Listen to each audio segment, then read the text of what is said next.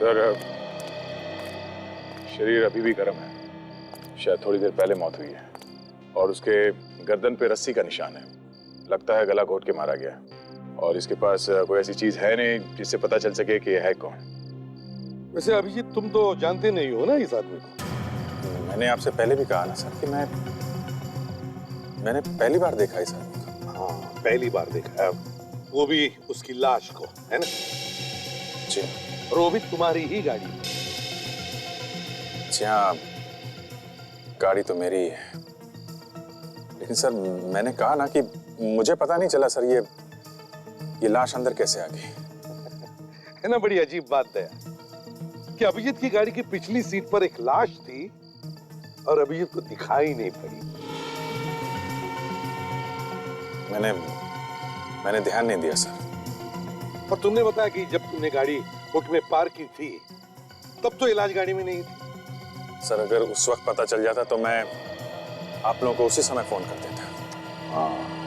अच्छा, तुम वहाँ उस होटल में कितनी देर तक थे? हम लोग रात 11:30 से करीब 1:30 बजे तक थे। 11:30 बजे से 1:30 बजे तक? वैसे अभिजीत, तुम रात के 11 बजे से 1:30 बजे तक क्या करने गए थे? डिनर करने गए थे सर। मैंने बताया ना, मैं इनके साथ था सर। अरे हाँ, तो मैं भूल ही गया था। ये तुम्हारी नई दोस्त है ना, माया? वैसे अब तो भी बताया नहीं इनके बारे में। सर ये नई दोस्त है या पुरानी, इससे आप लोगों को कुछ नहीं लेना देना है। लेना देना है अभिजीत, अब क्या करें, लेना देना है। क्योंकि जब ये लाश तुम्हारी गाड़ी में मिली तब ये तुम्हारे साथ में थी, गाड़ी में। और अजीब बात यह कि इसने भी लाश को नहीं देखा। सर आप इसको बीच में मत घसीटिए। मैं आपको बता रहा हूँ ना, लाश के बारे में जो कुछ मालूम है मैं आपको बता रहा हूँ। अभिजीत, एक मिनट। अगर तुम लाश के बारे में सब कुछ बता रहे हो तो ये बताओ, ये लाश तुम्हारे बंद गाड़ी में आई कहां से और कैसे? सर वो हो सकता है कि गलती से कार खुली रह गई हो और किसी ने लाश उसमें रख दी। अरे अभिजीत, तुम तो एक सीआईडी ऑफिसर रह चुके हो और इतनी बड़ी गलती? उसका तुम पता लगा ही लेंगे। लाश को फॉरेंसिक लैब भेज दो, हम लूनी इंटरनेशनल होटल चलते हैं। Yes sir.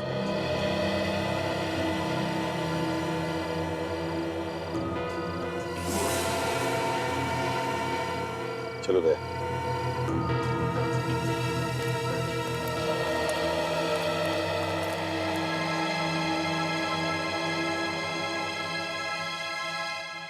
इस फोटो को ध्यान से देखिए।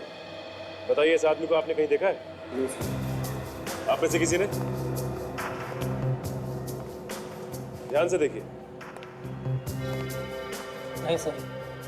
आपने देखा है? आपने? मैनेजर साहब आप बताइए, आपने देखा है इस आदमी को? जी नहीं, मैंने इसे कभी नहीं देखा सर। सर आपको कोई गलत फहमी हो रही है। देखिए, हमारे होटल में ये खून खराबे जैसी उल्टी सीधी हरकतें नहीं होती। यहाँ सिर्फ शरीफ लोग ही आते हैं। क्या शरीफ लोग गलतियां नहीं करते? मान लिया कि तुम जानते नहीं हो इस आदमी को, देखा तो होगा। सर मैंने कहा ना सर, ये आदमी हमारे होटल में कभी आया ही नहीं। इस आदमी का खून होकर सिर्फ 3-4 घंटे हुए हैं। उसके बाद उसकी लाश को आपके होटल में पार्किंग लॉट में एक खड़ी गाड़ी में डाला गया, समझे? सर हो सकता है कि जिसकी गाड़ी से ये लाश बरामद हुई है, खून उसी ने किया हो।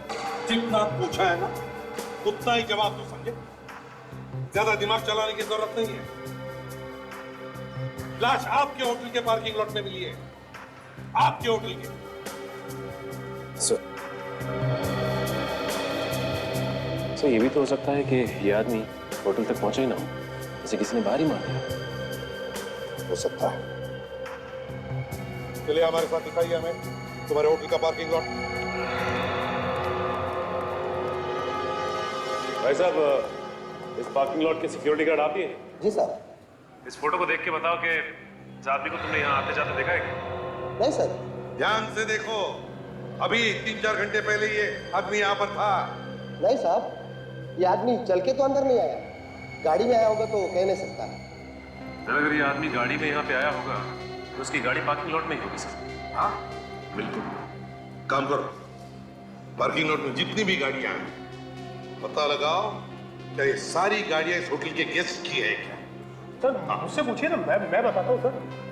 सर इनमें से आधी गाड़ियां तो हमारे होटल के स्टाफ की हैं और आधी गाड़ियां उन लोगों की है जो हमारे होटल में रुके हुए हैं सर। तो सचिन, मैनेजर साहब के साथ जाओ और होटल में जितने भी गेस्ट हैं सबसे जाकर के पता लगाओ कि उनकी कौन सी गाड़ियां हैं। चलिए। सर ऐसा भी हो सकता है कि मरने वाला आदमी और खूनी एक साथ ही होटल में आए हो, एक ही गाड़ी में। क्या तुम कहना क्या चाहते हो, जल्दी बता। तो फिर खूनी ने यहाँ पे उस आदमी का खून कर दिया और खून करने के बाद उसकी लाश को अभिजीत सर की गाड़ी में डाल दी और फिर यहाँ से भाग गए। हो सकता है उन्हीं ने लाश को अभिजीत के गाड़ी में डाला और यहाँ से भाग गया, लेकिन अपनी गाड़ी में विवेक, अपनी ही गाड़ी में। होटल के अंदर जितनी भी गाड़ियां आती जाती हैं उन सब के नंबर नोट करते हो तुम? हाँ साहब, सब कुछ लिखा हुआ है। विवेक रजिस्टर चेक करो, देखो पिछले 3-4 घंटों में कितनी और कौन सी गाड़ियां अंदर बाहर।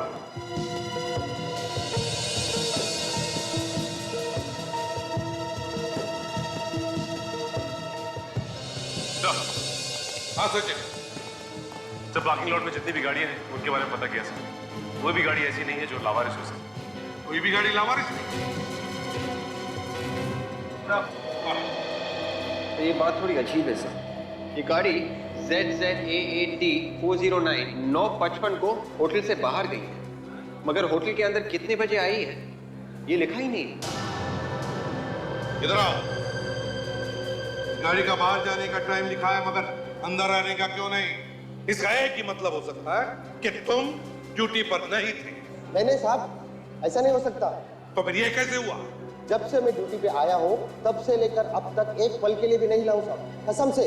सब इतना ही नहीं, वही गाड़ी ये ZZAAD 409 दोबारा होटल में आई 12:10 को और 1:05 को होटल से बाहर निकली। से एक मिनट, ZZ8K M527 ये 8:25 में पार्किंग लॉट में आई, लेकिन सर ये गाड़ी पार्किंग लॉट से बाहर गई नहीं और ये गाड़ी तो पार्किंग लॉट में है भी नहीं सर। है ना कमाल की बात। एक गाड़ी ZZA8D 409 पार्किंग लॉट में एक बार अंदर आती है मगर 2 बार बाहर जाती है। 2 बार, लेकिन एंट्री अंदर आने की सिर्फ एक।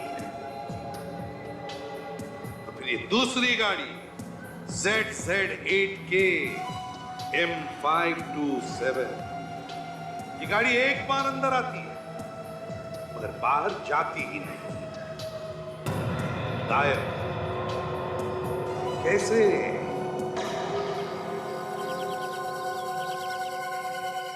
और कितनी देर इंतजार करना पड़ेगा? कब आएगा वो आदमी? अब बस आता ही होगा। तुमने बताया नहीं कि है कौन ये आदमी? और वो आने ही वाला है, आप खुद ही पूछ लेना। अच्छा, कम से कम ये तो बता दो करता क्या है और मुझसे क्यों मिलना चाहता है? एक्चुअली सब कुछ वही बताएगा।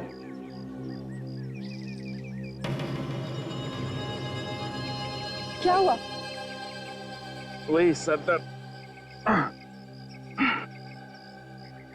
वैसे भी नाक में दम करके रखा हुआ है, इसे चुप ही करवा देती। ये माया मुझसे बर्दाश्त नहीं हो रहा है।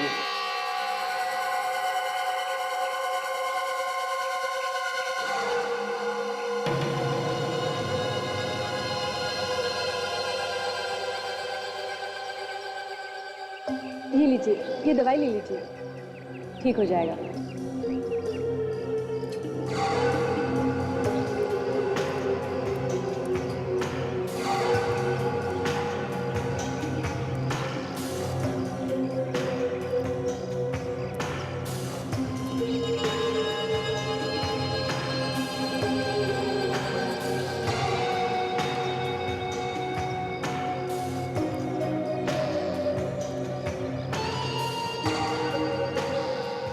अभिजीत। हेलो, कौन हो तुम?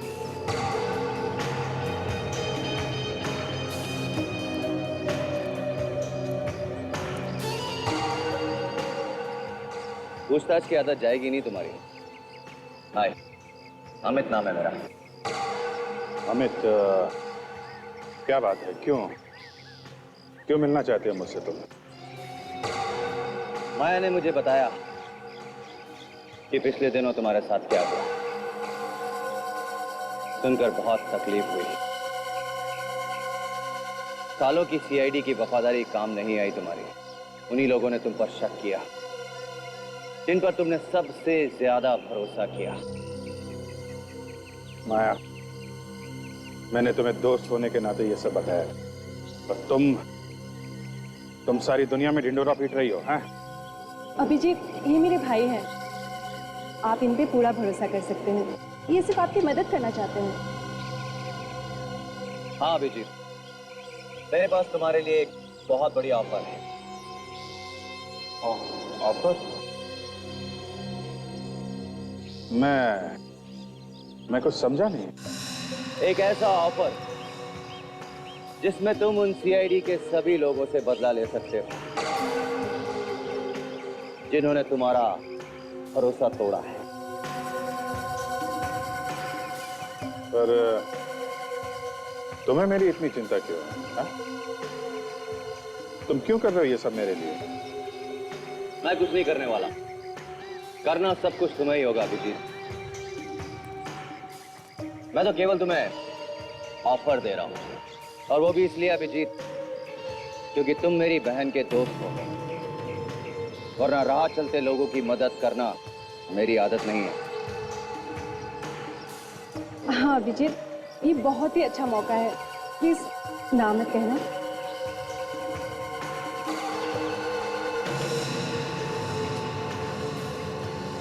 नहीं मतलब इतना बड़ा डिसीजन मुझे सोचने के लिए थोड़ा वक्त चाहिए। मैं ये फैसला अभी नहीं कर सकता। देखो अभिजीत, मेरे पास फालतू वक्त नहीं है। तुम्हारे पास आज का दिन है। जितना सोचना है सोच लो।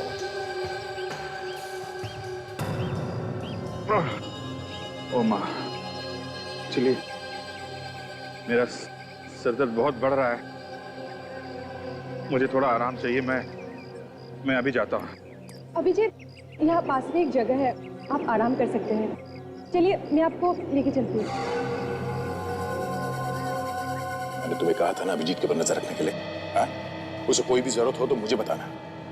कहा था कि नहीं? अभिजीत के बारे में कुछ भी पता चले तो फौरन मुझे फोन करना।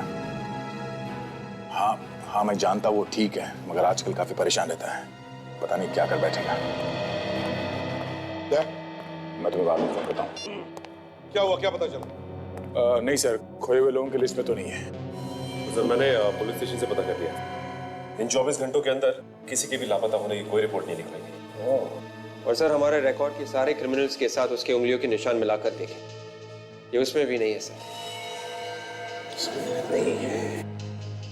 ये है कौन? सर, आरटीओ से आ रहा हूँ सर। दोनों गाड़ियों के रजिस्ट्रेशन नंबर के बारे में पता लग गया। जो गाड़ी होटल में एक बार अंदर आई थी और 2 बार बाहर गई थी, उसकी नंबर प्लेट नकली है सर। ऐसा कोई रजिस्ट्रेशन है ही नहीं। नकली नंबर प्लेट? और वो दूसरी गाड़ी जो अंदर आने के बाद बाहर गई ही नहीं? दूसरी गाड़ी एक कार रेंटल कंपनी की गाड़ी है sir, A to Z agency. ये लोग किराए पे कार देते हैं। किराए पर ली हुई गाड़ी, A to Z car rental agency. ZZ8KM527 number की गाड़ी किसने आपके यहाँ से किराए पर ली थी? जी सर, किराए पर तो जरूर दी गई थी, पर वो कार तो वापस आ चुकी है। वापस आ गई? कब? सर, आज सुबह ही। कौन वापस लेकर आया था गाड़ी? सर पता नहीं, जब सुबह मैं यहाँ पर आई तो ये गाड़ी पहले से ही यहीं पे थी और इसकी चाबी भी इसके अंदर ही लगी हुई थी। ये कैसे हो सकता है? किसी को बिना बताए कोई गाड़ी छोड़ के कैसे जा सकता है? हो सकता है आपका ड्राइवर छोड़कर गया होगा। नहीं सर, इस गाड़ी के साथ कोई ड्राइवर नहीं था और ये हमारे किसी रेगुलर कस्टमर ने मंगवाई थी। रेगुलर कस्टमर ने? है कौन ये रेगुलर कस्टमर? एक सेकंड सर, मैं चेक करके बताती हूँ। जल्दी।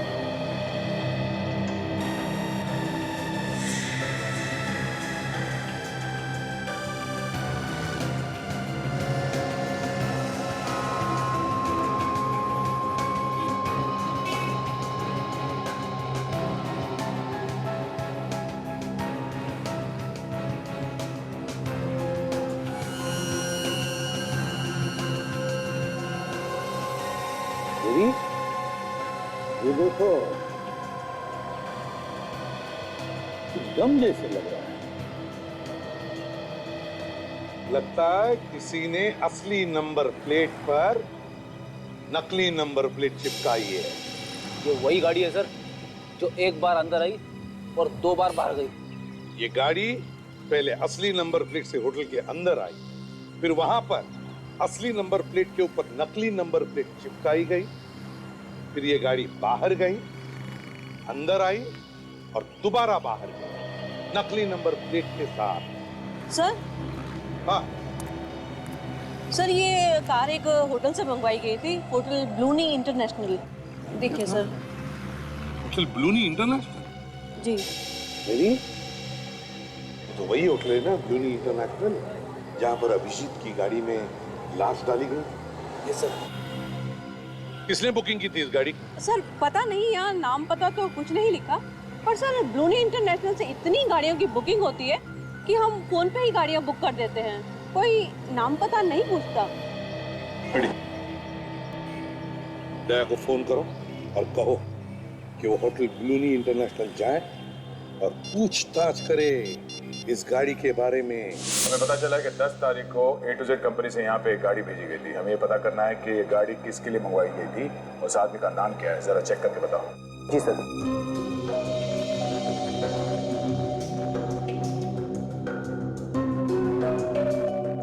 दस तारीख को नहीं सर। सर 10 तारीख को तो कोई भी कार नहीं मंगवाई थी। सर ये देखिए, आखिरी बुकिंग 8 तारीख की है और 302 नंबर में जो गेस्ट ठहरे हुए हैं उनके लिए गाड़ी मंगवाई थी। क्या तुमने मंगवाई थी? नहीं, 10 तारीख को तो मैं यहाँ था ही नहीं। दोनों मिस्टर, 10 तारीख को यहाँ से किसी ने फोन किया था और A to Z कंपनी ने यहाँ पे गाड़ी भेजी थी। क्या गड़बड़ है मालूम नहीं, मगर पता करो और बताओ हमें 10 तारीख को ये कार किसने मंगवाई थी। सर हमारा यकीन कीजिए सर। सर हम लोगों में से किसी ने फोन नहीं किया। सर ये भी तो हो सकता है कि ये फोन यहाँ से ना किया गया और फोन करने वाला अच्छी तरह से जानता था कि होटल का नाम लेने से गाड़ी आसानी से मिल जाएगी।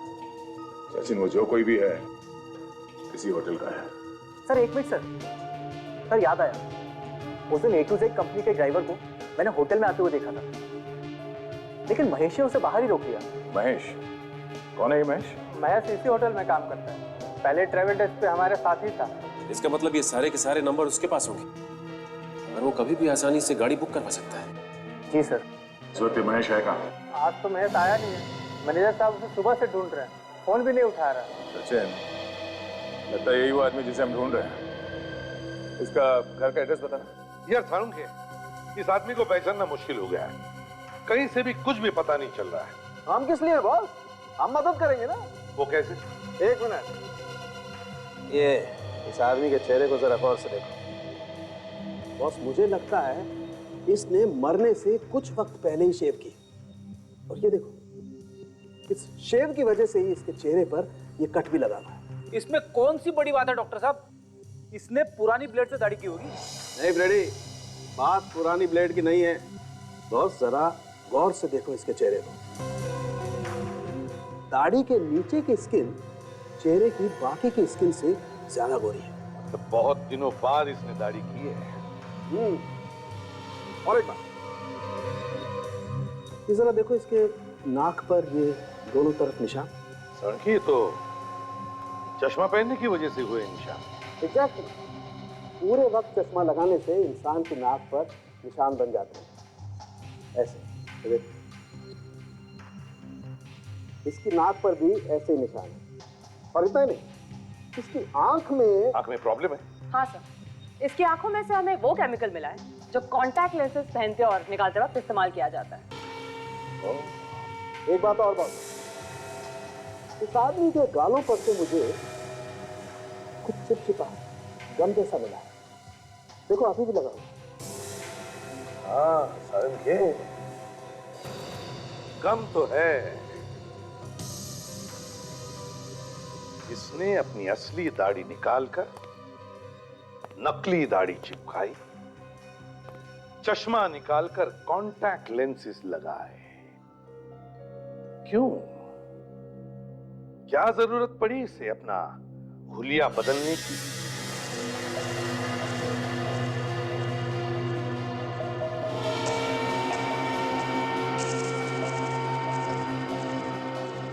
पूरा घर उलट पुलट कर दिया। लगता है कोई कुछ ढूंढ रहा था यहाँ पे। हाँ सर, महेश भी दिखाई नहीं दे रहा था। कहीं उसे कुछ हो तो नहीं क्या? या तो उसे कुछ हो गया या फिर वो घर छोड़ के भाग गया।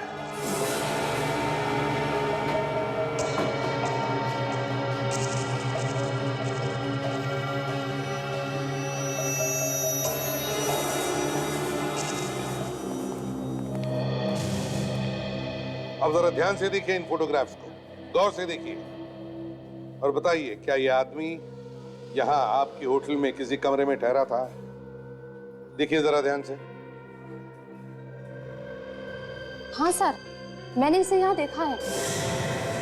हाँ सर, मैंने भी देखा है। देखा है तो फिर जल्दी बताओ, कौन से कमरे में ठहरा था ये? सर, मुझे नहीं लगता ये यहाँ होटल में ठहरा हुआ था।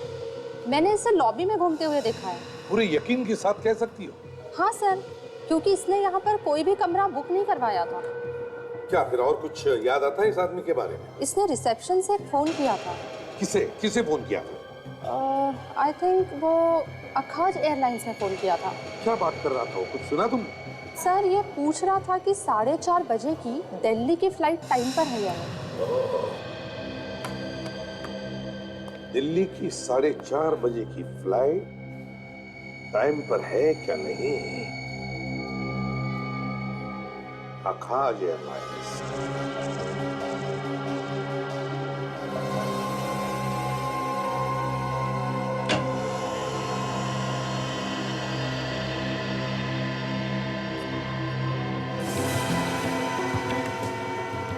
सचिन।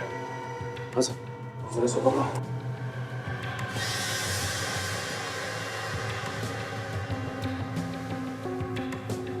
मर चुका है सर।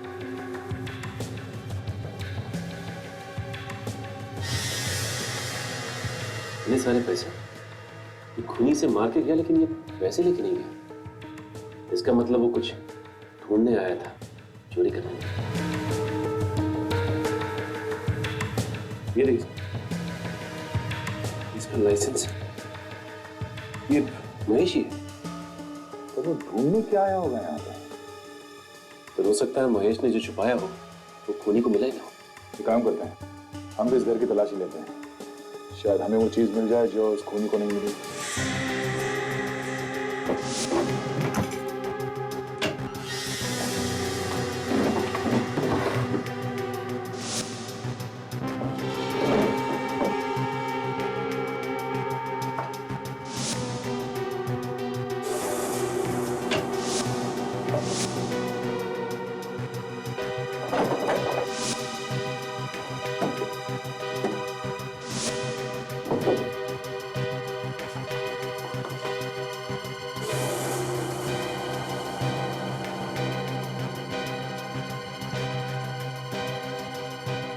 सर, यहाँ तो कहीं कुछ नहीं मिला।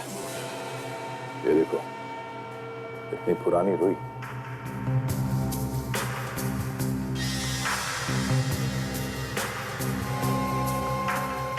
ये देखिए, गद्दे का ये वाला पार्ट अलग धागे से सिला गया।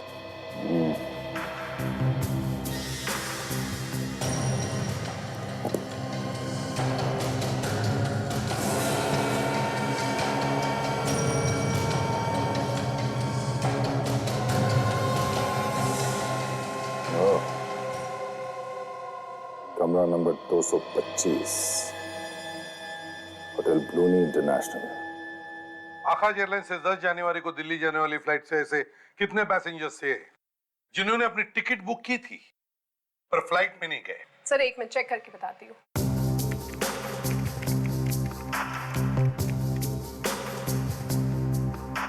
7 पैसेंजर्स ऐसे हैं जिनकी सीट्स तो कंफर्म थी पर वो आए नहीं। तो क्या उन 7 पैसेंजर्स ने अपने पैसे वापस मांगे?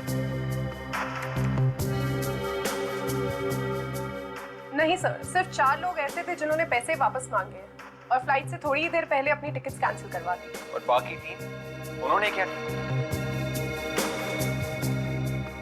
सर उनमें से 2 लोगों ने अगली फ्लाइट में टिकट बुकिंग करवा ली। इस एक ने क्या किया? सर उसने ना ही टिकट कैंसिल करवाई ना ही तो पैसे वापस लिए। क्या नाम क्या है इसका? है कौन ये? सर मिस्टर कुमार है कोई, उनका पासपोर्ट नंबर लिखा है। सर वो यहाँ के नहीं नायरोबी से आए हैं। मतलब एनआरआई था? कुछ लिखा है उसके बारे में? सर उनका टिकट नायरोबी से मुंबई का था और फिर यहाँ से वो दिल्ली जाने वाले थे। अगर ये दिल्ली जाने वाला था तो फिर मुंबई में क्यों रुका? सर उनका फोन आया था, वो बता रहे थे कि नायरोबी से आने के बाद वो 8 घंटे मुंबई में रुकेंगे और फिर यहाँ से दिल्ली जाएंगे। 8 घंटे वो मुंबई में रुकने वाला था और फिर दिल्ली जाने वाला था। अच्छा, करने वाला क्या था वो 8 घंटे मुंबई में? किसी होटल में रहने वाला था क्या? कोई नाम वाम दिया है उसने? नहीं सर, होटल के बारे में तो नहीं पर उनके वापसी की टिकट के बारे में लिखा हुआ है। क्या? सर 1 हफ्ते बाद वो दिल्ली से हांगकांग जाने वाले हैं। 1 हफ्ते बाद दिल्ली से हांगकांग जाने वाला था? अच्छा, मिस्टर कुमार, नायरोबी वाला। इस कुमार की पूरी जन्म पत्रिका चाहिए मुझे।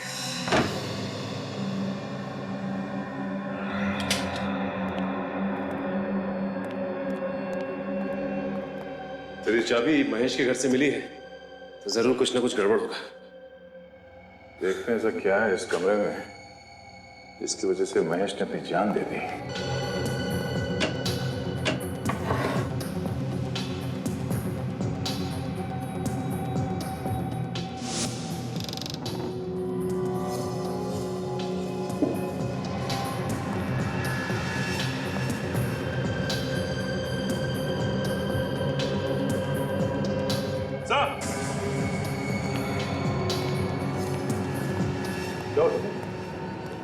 ये देखिए, ट्रिमर और ये रेजर।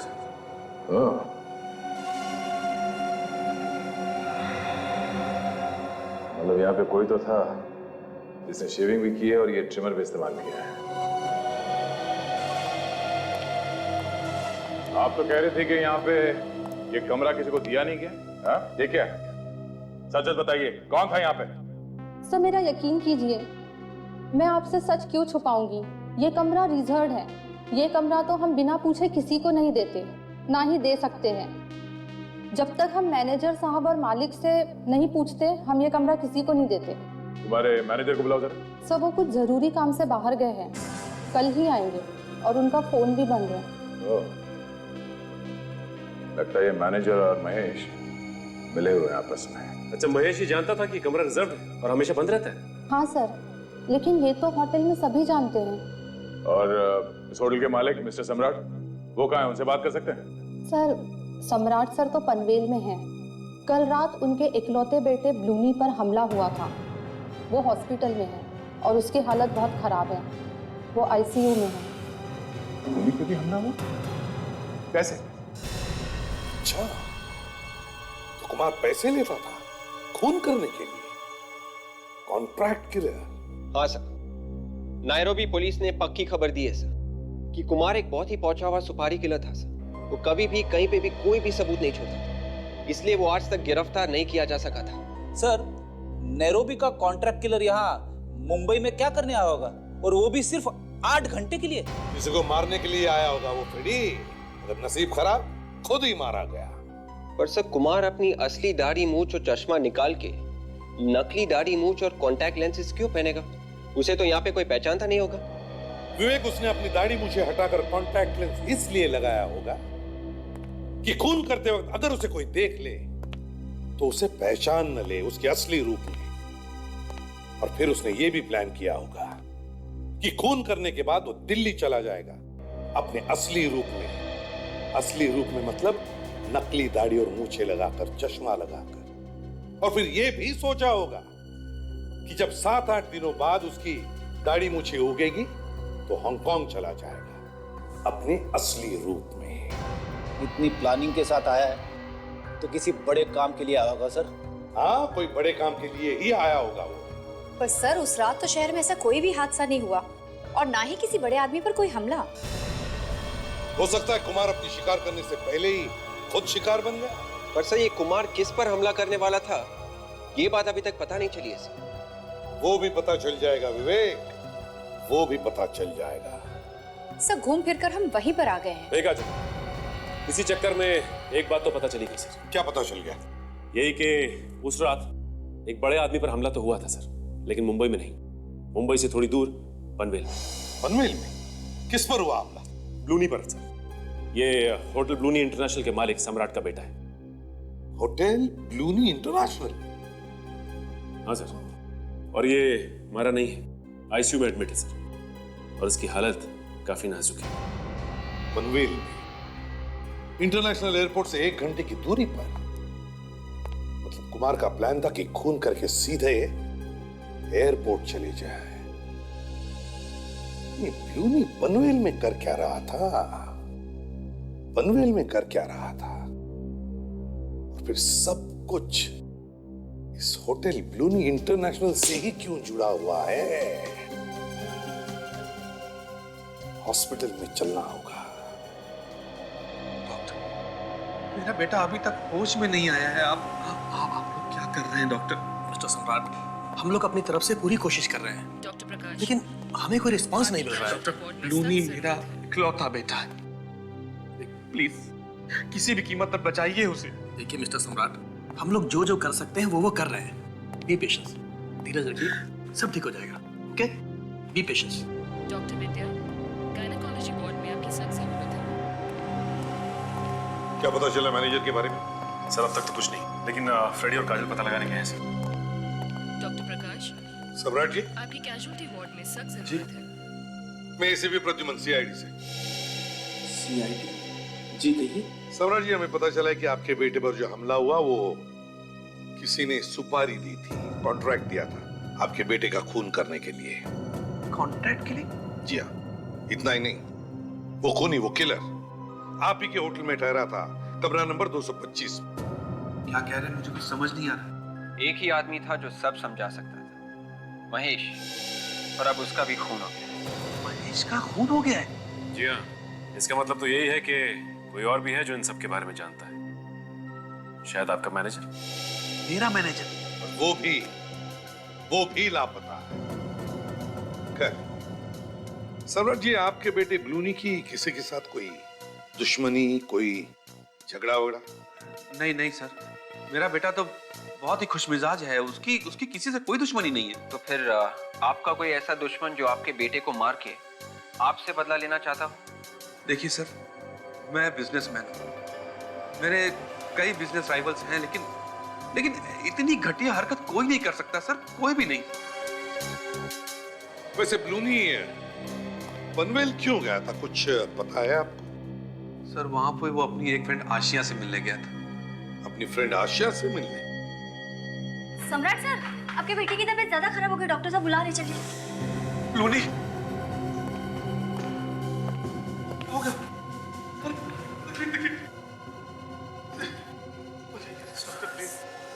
सम्राट जी अपने बेटे को लेकर काफी परेशान है सर। मुझे नहीं लगता कि ये इस वक्त कुछ बता पाएंगे। सचिन, इस ब्लूनी पर हमला होते हुए किसी ने तो देखा होगा, किसी ने तो देखा होगा। हर शुक्रवार को सिद्धांत ऑफिस से 10 बजे आता था। उस दिन भी वैसे ही 10 बजे आ गया था और आते ही उसने आशिया को तैयार होने के लिए बोला। वो लोग पार्टी में जाने वाले थे। तो क्या ब्लूनी भी जाने वाला था पार्टी में सिद्धांत और आशिया के साथ, इसलिए वो यहाँ पर आया था? बड़े बाप की बिगड़ी हुई औलाद रात रात भर हमारे घर के चक्कर काटता रहता था। कितनी बार मैंने मना किया उसे, पर बेशर्म मानता ही नहीं था। इस घर के चक्कर लगाता था वो? क्यों? सर, मेरी बहू ब्लूनी के बाप के होटल में पहले काम करती थी। ब्लूनी उससे शादी करना चाहता था, इसलिए पागलों की तरह हमारे घर के चक्कर काटता रहता था। ब्लूनी आशिया से शादी करना चाहता था? ये सब आपको बताया किसने? मुझे किसी और से पता करने की जरूरत नहीं पड़ी। होटल का मैनेजर आया था ब्लूनी का संदेशा लेके। मैनेजर? फिर क्या हुआ? फिर क्या, बेटे ने उसे भगा दिया। तो उसकी किस्मत अच्छी थी कि मारा नहीं उसे। अच्छा ये बताइए, जब सिद्धार्थ और आशिया पार्टी में जाने के लिए निकले तब क्या हुआ?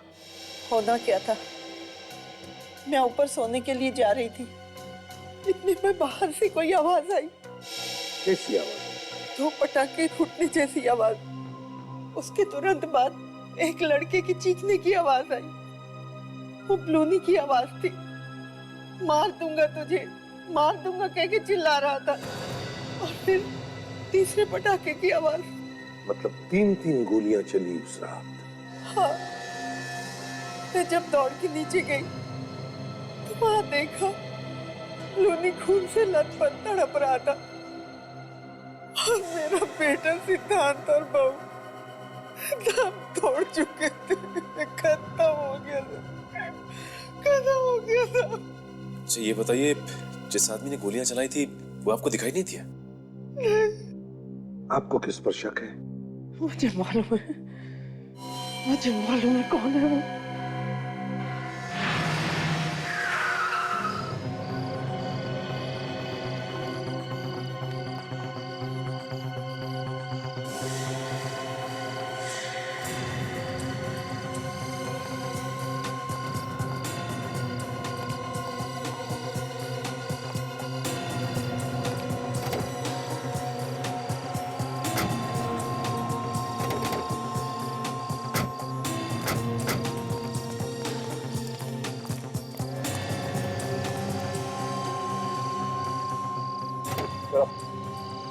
चलो बाहर निकलो। आप लोग चुप। शादीशुदा औरतों के घर रिश्ते लेकर जाते हो? हाँ? मैं रिश्ते ले चलो इसे।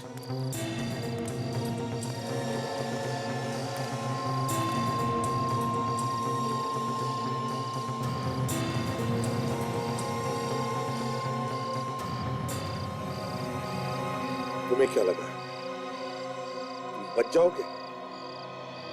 किया हुआ पाप और बोया हुआ बीज हमेशा फल देकर ही रहता है। मिस्टर सम्राट, करोड़ों के होटल बिजनेस के मालिक, और ऐसी नीच हरकत क्यों किया तुमने? ये सब मैंने अपने बच्चे के लिए की, अपने बेटे ब्लूमी के लिए। उसने आज तक मुझसे जो मांगा वो चीज मैंने उसे लाके दी। लेकिन एक दिन उसने मुझसे कहा कि हमारे एक होटल की रिसेप्शनिस्ट आशिया से उसे प्यार हो गया है। मैंने ब्लूनी को बहुत समझाने की कोशिश की, हर तरीके से कोशिश की, लेकिन वो नहीं मानी। हार कर मुझे उसकी जिद माननी पड़ी। लेकिन वो लड़की आशिया शादीशुदा थी, इसलिए सबसे पहले मैंने उसे समझाया कि वो अपने हस्बैंड सिद्धांत को तलाक दे दे और मेरे बेटे से शादी कर। एक शादीशुदा लड़की को अपने बेटे से शादी करने के लिए समझाने पहुंच गए तुम? बेशर्मी की भी हद होती है। फिर क्या हुआ बताओ? मैंने आशिया को पैसों का लालच दिया, वो मान गई। लेकिन उसका पति सिद्धांत वो थोड़ा टेढ़ा निकला। वो किसी भी कीमत पर आशिया को तलाक नहीं देना चाहता था। इसलिए मैंने सोचा कि सिद्धांत को ही रास्ते से हटा दिया जाए। और इसीलिए तुमने नैरोबी से कुमार को बुलाया? हाँ। कुमार असली नंबर वाली गाड़ी से होटल में आया। होटल के कमरे में जाके उसने अपनी दाढ़ी मुझ साफ कर ली और इसी बीच महेश ने नकली नंबर प्लेट उस गाड़ी पर लगा दिया। लेकिन महेश को यह नहीं पता था कि कुमार एक खूनी है। नकली नंबर प्लेट वाली गाड़ी में बैठकर कुमार आशिया के घर की तरफ गया। सिद्धांत का खून करने के लिए ना।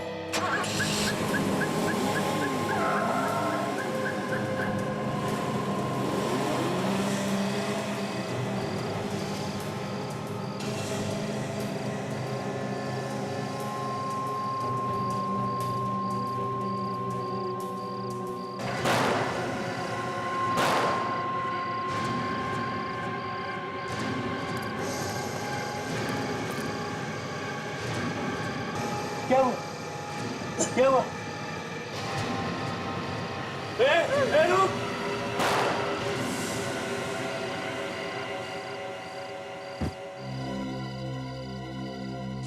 सम्राट जी, जिस बेटे के लिए तुमने ये सब किया, कुमार ने तो उससे भी मार दिया। फिर क्या किया तुमने? मैंने कुमार को उसकी गलती की सजा दी।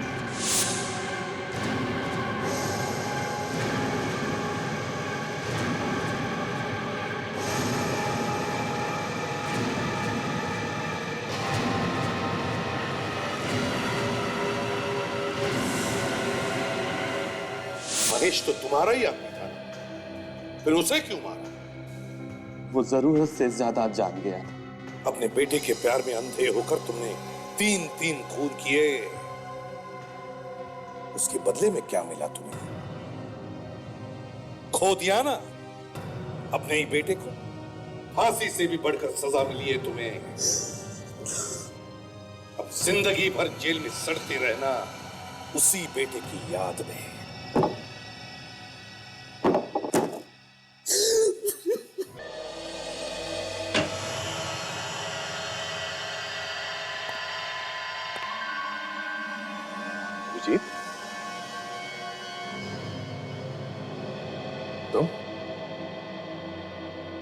तुम यहां क्या कर रहे हो? यही बात मैं तुमसे पूछ रहा हूं। तुम यहां इस मेंटल हॉस्पिटल में क्या कर रहे हो अभिजीत? मेरे लिए सबसे अच्छी जगह यही है, मुझे यही होना चाहिए। तुम ऐसी बातें क्यों कर रहे हो? हा? मैं तुम्हें यहां रहने नहीं दूंगा, तुम चलो मेरे साथ। अभिजीत, तुम्हें कुछ नहीं हुआ है, तुम ठीक हो। जल्दी से सामान लो और चलो यहां से, प्लीज। मैं कहीं नहीं जा रहा, और ये दोस्ती का ड्रामा बंद कर दे। उस वक्त ये दोस्ती कहां चली गई थी जब एसीपी साहब ने मुझे सीआईडी से निकाला था? है? कितना भरोसा किया था मैंने तुम पे। मुझे नहीं पता था कि दोस्त की आड़ में इतना बड़ा दुश्मन छुपा बैठा है। दुश्मन छुपा बैठा है? हाँ? मैंने तुम्हें कितनी बार तुम्हारे सरदर्द के बारे में पूछा, तुमने बताया मुझे? हाँ? हर बार तुम टालते रहे। और एसीपी साहब ने तुम्हें सीआईडी से निकाला नहीं है। वो चाहते हैं कि तुम आराम कर लो और फिर वापस आओ। कौन क्या चाहता है मुझे सब पता है। तुम्हें जो समझना समझ लो, मगर मैं तुम्हें यहां रहने नहीं दूंगा। तुम्हारा बैग का, चलो।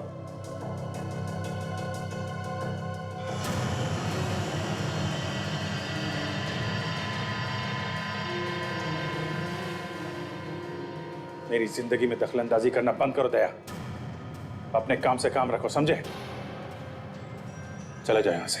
अभिजीत, मैंने बोला ना, चुपचाप चले जाओ यहां से।